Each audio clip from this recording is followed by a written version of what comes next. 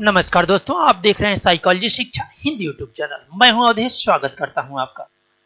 Most important question series को आगे बढ़ाते हुए अब हम लोग अगले प्रश्न पर बात करेंगे। साथ ही यदि आप इस चैनल पर नए हैं तो प्लीज चैनल को सब्सक्राइब करें, वीडियो को लाइक करें। प्रश्न है, व्यक्तित्व निर्धारण के लिए विभिन्न तकनीकों का इस्तेमाल किया जाता है जिनमें व्यक्ति अपने उद्देश्य, संवेदनाओं और अचेतन में पड़ी इच्छाओं को एक दिए गए अनुप्रेक्षण पर प्रक्षेपित करता है, इसलिए उसे नाम दिया जाता है प्रक्षेपक। तकनीक सचित्र और बिना चित्र। आप समझ रहे होंगे, यह व्यक्तित्व मापन की या व्यक्तित्व निर्धारण की उन विधियों की बात कर रहा है जो मुख्य रूप से आपके अचेतन मन में छुपी उन इच्छाओं और आकांक्षाओं को बाहर लाने का प्रयास करता है। तो प्रश्न ये बनता है कि निम्नलिखित में से कौन दो बिना चित्र वाले परीक्षण हैं। यानी कि प्रश्न में प्रक्षेपित परीक्षणों की बात की जा रही है, जिसमें रोसा ink block design, thematic apperception test, word association test और फिगर ड्राइंग टेस्ट। आप जानते हैं कि रोसा इंक ब्लॉक डिजाइन परीक्षण, जिसमें स्याही के धब्बों से बने कार्ड्स होते हैं जिसके आधार पर हम व्यक्तित्व का मापन करते हैं, वहीं TAT thematic apperception test में कुल 31 कार्ड होते हैं जिन पर कुछ चित्र बने होते हैं, उसके आधार पर हम व्यक्तित्व का मापन करते हैं। वहीं वर्ड एसोसिएशन टेस्ट, जैसा कि नाम से भी आप समझ सकते हैं कि शब्द सहसंबंध परीक्षण और फिगर ड्राइंग टेस्ट दो ऐसे परीक्षण हैं जो कि बिना चित्र वाले परीक्षण हैं। तो अवश्य ही अब इस कूट से जब आप मिलान करेंगे तो आपका आंसर सही होगा, वो होगा डी। अगले प्रश्न पर बात करें तो सूची फर्स्ट को सूची सेकंड से मिलान करना है। सूची फर्स्ट में वैधता का प्रकार दिया हुआ है और सूची सेकंड में क्या है, उस वैधता के प्रकार की संक्षिप्त व्याख्या की गई है।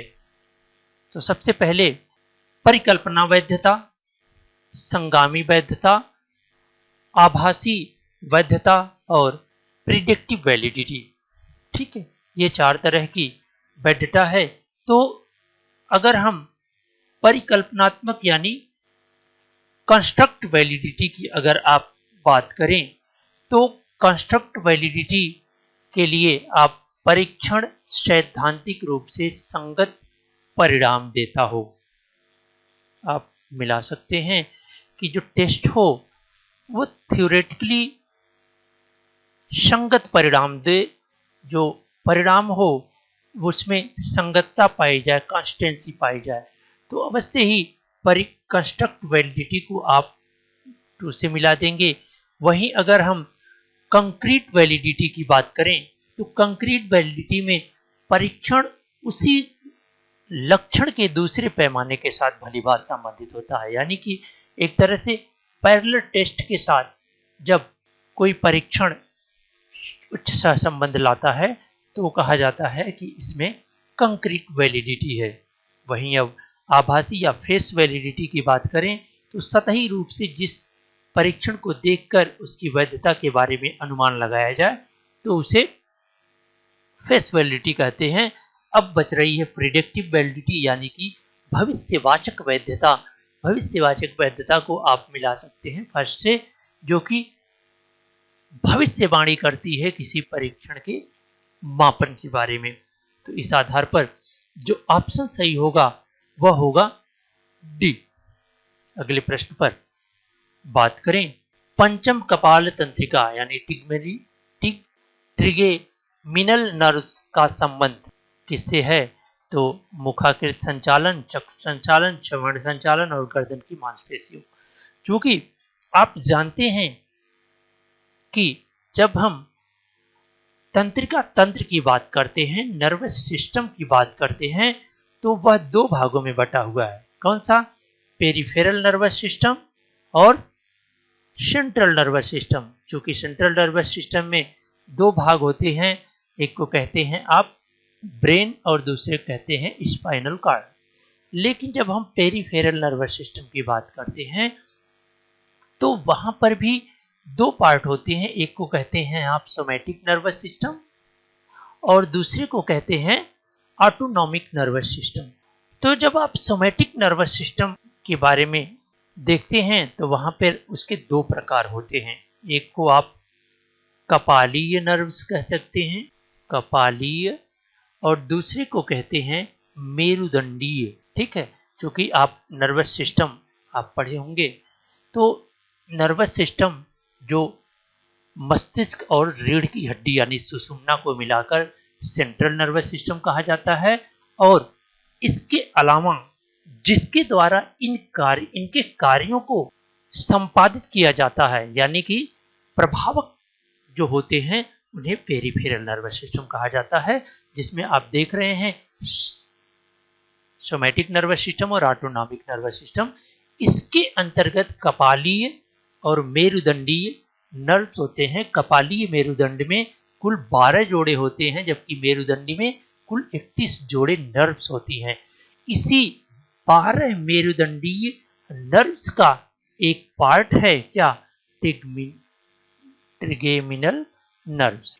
ठीक है, और इसका कार्य क्या होता है, यह फेशियल सेंसेशन यानी कि मुखाकृति संचालन और चबाने की चवण संचालन, ठीक है, चबाने की क्रिया को, दो तरह की क्रियाओं को का संबंध इससे होता है।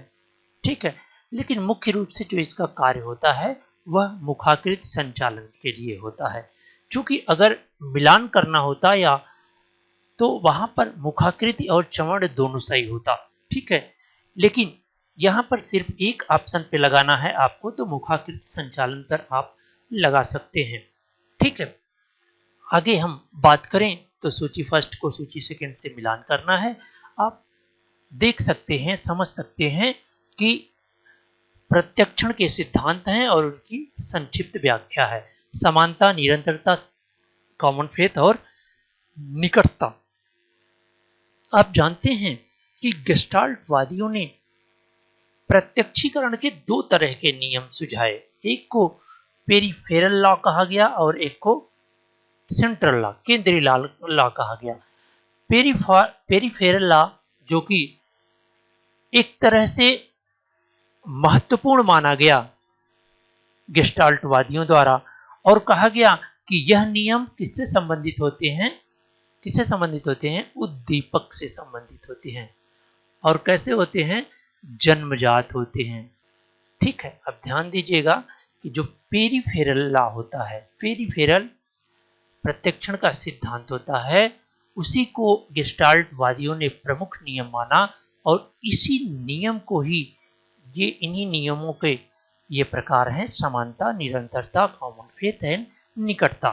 ठीक, यानी कि जो चीजें समान रहती हैं वो उसको एक साथ देखने की प्रवृत्ति होती है। निरंतरता यानी कि जिन चीजों में कंटिन्यूटी पाई जाती है उनको एक पैटर्न में देखने की प्रवृत्ति होती है। वही कॉमन फेथ और निकटता, अब तो आप आसानी से मिला सकते हैं।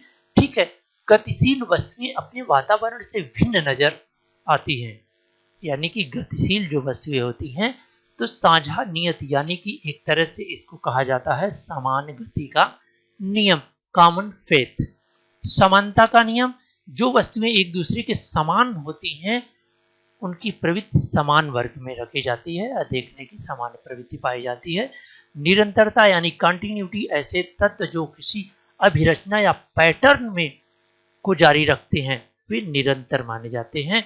वहीं निकटता का आप डी से मिला देंगे, जो तत्व एक दूसरे के निकट, अधिक निकट होते हैं उनको एक साथ देखने की प्रवृत्ति होती है।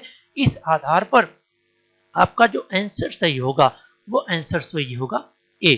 अगले प्रश्न पर चलें तो फोबिया इनसे बनता है, किससे बनता है, फोबिया। आप पहले समझिए कि फोबिया क्या होता है। ठीक, इसके पहले वाले व्याख्यान में हमने बताया होगा आपको कि आंख की संरचना आंतरिक संरचना कुछ इस प्रकार से होती है। ये लेंस होता है और यहाँ से आंख की नर्व्स निकलती है जो कहाँ जाती है, ऑक्सीपिटल लोब में जाती है। ठीक है, तो दो तरह के रिसेप्टर पाए जाते हैं, एक को कहा जाता है कोन और एक को कहा जाता है रॉड। रॉड जो होता है वो रात की में सक्रिय होता है और कोन जो है दिन में सक्रिय होता है। तो इन दो तरह की रिसेप्टर हमारे रेटिना पर पाया जाता है, उसी के कारण हमें प्रत्यक्षीकरण होता है। यहीं पर एक ऐसा बिंदु होता है, यहां पर एक ऐसा जहां से नर्व्स निकलती हैं, वहीं पे एक ऐसा बिंदु यहां पे होता है जहां पर कोन्स की संख्या बहुत अधिक होती है। किसकी संख्या, ध्यान दीजिएगा, कोन्स की संख्या बहुत अधिक होने के कारण, बहुत घना होने के कारण इसे फोबिया कहा जाता है, क्योंकि यह वह बिंदु होता है जहां पर हमें स्पष्ट रूप से प्रत्यक्षण नहीं होता है। तो प्रश्न क्या है, फोबिया इनसे बनता है, किनसे बनता है, कोन्स की घनी संख्या से। तो ऑप्शन सही हो जाएगा, वो सही हो जाएगा ए। अगले प्रश्न पर बात करें तो बुद्धिमत्ता के 120 कारकों के सिद्धांत को प्रतिपादित किया। कितने कारकों के, 120 कारकों के। आप जानते हैं बहुत ही आसान क्वेश्चन है। तो किसने प्रतिपादित किया, गिलफोर्ड ने प्रतिपादित किया और प्रश्न सही हो जाएगा ए। लेकिन आप ध्यान दीजिएगा, इन्होंने 120 कारक कब बताया, 1967 में बताया था, लेकिन उसके बाद 2 बार संशोधन किया गया और आज वर्तमान में इसके बाद उन्होंने एक बार संशोधन किया तो 150 बताया और आज वर्तमान में जो बुद्धि के फैक्टर्स इन्होंने बताए हैं वो 180 फैक्टर्स होते हैं जो बुद्धि की संरचना को एक्सप्लेन करते हैं। ठीक है, प्रश्न पर अगले प्रश्न पर हम विचार करें तो स्मृति भ्रंश और भारी स्मृति क्षति है, जिसका कारण है स्मृति भ्रंश और भारी स्मृति क्षति, यानी कि स्मृति का ह्रास कब होता है या फॉरगेटिंग कब होती है, यह किसका कारण है। ठीक, मस्तिष्क का कठिन ठीक ढंग से काम नहीं करना हो सकता है, नई स्मृति के निर्माण में अक्षमता, यानी कि जो नई सूचनाएं हैं उसको स्टोरेज करने में अक्षमता हो, या ई कोडिंग स्टोरेज एंड रिट्रीवल में के प्रक्रम में, यानी कि जो प्रोसीजर होता है कि सूचनाओं को ग्रहण करना, उसको कोडिंग करना, उसको सुरक्षित करना और उसको पुनः रिट्रीवल करना के प्रक्रिया में किसी तरह की बाधा हो। ठीक, उपरोक्त सभी। तो आप अवश्य ही इसका जो आंसर लगा पाएंगे वो उपरोक्त सभी होगा। आइए अगले प्रश्न पर बात करें, मनोग्रंथि और सन्निवेशन का संबंध किससे है, यानी कि कॉम्प्लेक्सिटी और इम्बेडनेस का संबंध किससे है। जाहिर सी बात है इसका जो संबंध होगा कॉम्प्लेक्सिटी का, वह समस्या समाधान में असफलता से होगा। तो इसका ऑप्शन जो सही हो जाएगा वह सही हो जाएगा डी। अगले प्रश्न पर चलें, पहले सीखी गई सामग्री को पुनः स्मरण करने पर परवर्ती लर्निंग का प्रभाव पर एक शोध अध्ययन में पाया गया कि जिसने दोबारा परवर्ती अधिगम प्राप्त किया वह उस वर्ग से बेहतर था जिसने परवर्ती लर्निंग नहीं किया। इस घटना को क्या कहते हैं। जाहिर सी बात है जब आप सूची ए का सीखेंगे उसके बाद सूची बी सीखेंगे, तो यह कह रहे हैं कि हमारे पास ग्रुप 1 और ग्रुप 2 था, एक को तो ए लर्न करा दिया गया और दूसरे को भी ए लर्न, लेकिन बाद में इसको यानी कि एक ग्रुप को बी लर्न कराया गया, दूसरे को नहीं लर्न कराया गया। फिर इन दोनों से सूची को रिट्रीवल करने के लिए कहा गया, तो देखा गया कि जो वर्ग वह वर्ग बेहतर था जिसने परवर्ती लर्निंग नहीं लिया था। तो इस आधार पर जो इस घटना को आप क्या कहेंगे, क्या कहेंगे, इस घटना को कहेंगे आप अग्रलक्षी यानी कि प्रोएक्टिव सूत्रीकरण। अगले प्रश्न और इस सीरीज के अंतिम प्रश्न पर बात करें तो वेस्लर का वयस्क बुद्धिमत्ता माप का इस्तेमाल के निर्धारण के लिए किया जाता है। यानी कि आप जानते हैं वेस्लर एडल्ट इंटेलिजेंट स्केल, जो कि बुद्धि के मापन का एक व्यापक स्केल है, जो कि बुद्धि के अमूर्त क्षमताओं का मापन करता है, उनकी संरचना के अमूर्त कॉन्सेप्ट का मापन करता है। तो अवश्य ही इसका जो उत्तर होगा वह होगा बी। हमें उम्मीद है कि प्रश्नों की इस श्रृंखला को हम आपको अच्छी तरह से समझा पाए होंगे, जो कि अवश्य ही आपको विभिन्न परीक्षाओं में प्रश्न को हल करने में मदद करेगा। अगर आपको यह वीडियो व्याख्यान अच्छे लग रहे हैं तो प्लीज चैनल को सब्सक्राइब करें, वीडियो को लाइक करें और अधिक से अधिक अपने दोस्तों में शेयर करें। आपका यह वीडियो व्याख्यान अंत तक देखने के लिए बहुत बहुत धन्यवाद।